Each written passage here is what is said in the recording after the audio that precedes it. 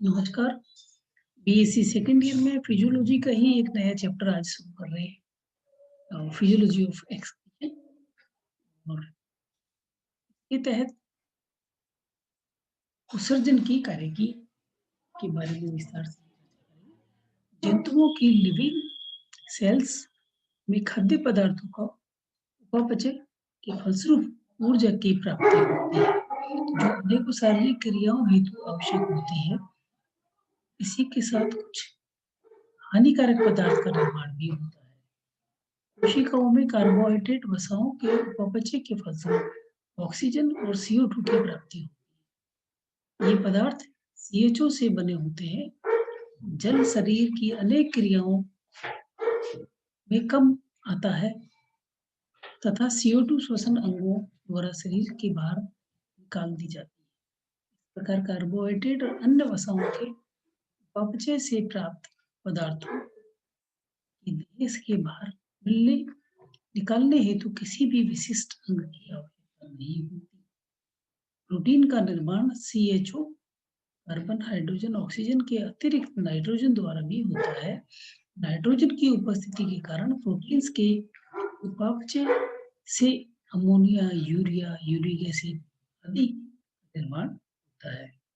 इन पदार्थों को शरीर के बाहर निकालने हेतु एक विशिष्ट अंग की आवश्यकता होती है। क्वाड्रेट्स में यह क्रिया किडनी द्वारा इस प्रकार के नाइट्रोजन युक्त अपचयी अनुपयोगी पदार्थों को शरीर से बाहर निकालने की क्रिया उत्सर्जन व एक्सक्रीशन।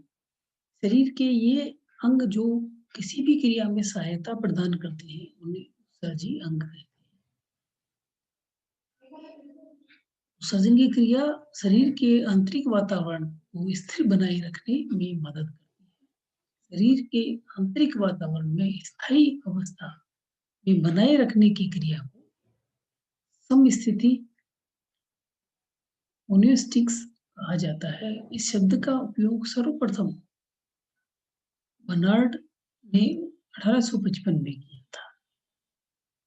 यदि उत्सर्गी पदार्थों को शरीर से बाहर निकाला जाए तो शरीर का आंतरिक वातावरण स्थिर नहीं रह पाता है तथा साथ ही अम्ल क्षार संतुलन भी क्षुब्ध हो जाता है। इस प्रकार का उत्सर्गी पदार्थों को लंबे समय तक शरीर में एकत्रित होने पर प्राणी के आंतरिक वातावरण को दूषित होने के कारण मृत्यु हो सकती है।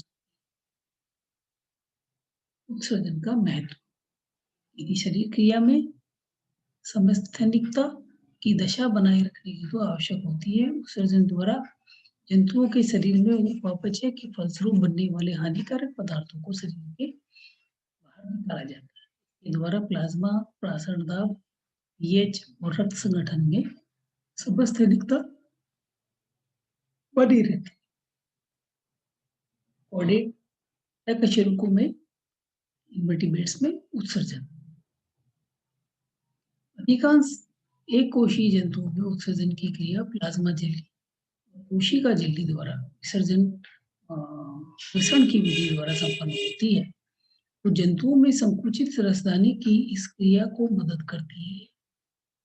स्पंज तथा सिलेंट्रेट ये अनुपयोगी पदार्थ अधिचर्म की कोशिकाओं के द्वारा सीधे ही बाहर स्वच्छ जल पे अथवा समुद्री जल में निष्कासित कर दिए जाते हैं। यह अंतचर्म की कोशिकाओं द्वारा नाल तंत्र और जठर वाहिनी गुहा में भेज दिए जाते हैं। गलमेंतीज और चपटे कृमि में उत्सर्गी अंग के रूप में ज्वाला कोशिकाएं अथवा फ्लेम सेल्स पाई जाती है। उत्सर्गी अपशिष्ट पदार्थों को सीधे देह के बाहर निकाल देती है। नीलगिरी जंतुओं में देह गुणीय तरल से एकत्रित अपशिष्ट पदार्थों को बहर के द्वारा बाहर निकाला जाता है। कीटों में उत्सर्जन हेतु मेलपीजी नलिकाएं पाई जाती है जो अपशिष्ट पदार्थों को आहार नाल से निष्कासित करती है। अन्य आर्थ्रोपोड जंतुओं में क्रस्टेशियो में उत्सर्जन की क्रिया मेलपीजी ट्यूब्यूल्स द्वारा होती है। मोलस्का में उत्सर्जन के लिए एक जोड़े वृक्क अथवा वृक्कों होते हैं। देह गुहा एवं सुधीर में अपशिष्ट पदार्थों को बाहर निकालते हैं। गायनोटोमेटा में विशिष्ट उत्सर्गी अंग अनुपस्थित होता है।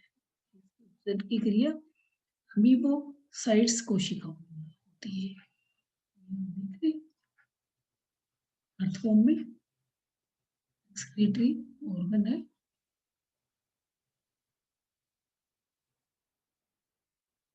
ये इसका ट्विस्टेड लूप है, सिलेक्टेड पैक,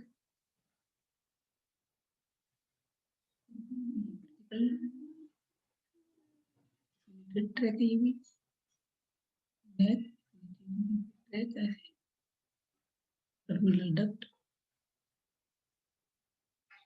इसी तरह से ये एस्केरिज में एक्सक्रीटरी ऑर्गन है, ये इसका पोर है, पोस्टीरियर टर्मिनल डक्ट। इसी तरह से इंसेक्ट कीटों में देखेंगे तो ये epithelium cells, breast border, capsule, ये न्यूक्लियस, इस तरह से ये ऑर्गन्स है। इसी तरह से आप ये देखें इंसेक्ट एक्सक्रीटरी ऑर्गन, लिम्फोसाइट्स।